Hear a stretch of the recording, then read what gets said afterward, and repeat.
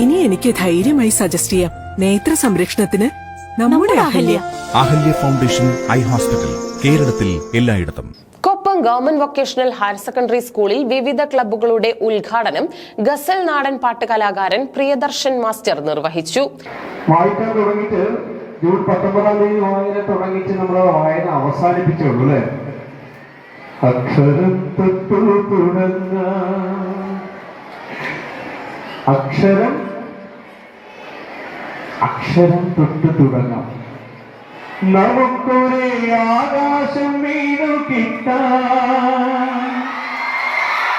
അക്ഷരം തൊട്ടു തുടങ്ങ. രണ്ടാമത്തെ അക്ഷരമാണ് ഏത്? ആ എന്ന അക്ഷരം കഴിഞ്ഞ് രണ്ടാമത്തെ അക്ഷരമാണ് ഏത്? നമ്മൾ അടുത്ത അക്ഷരം പറയും.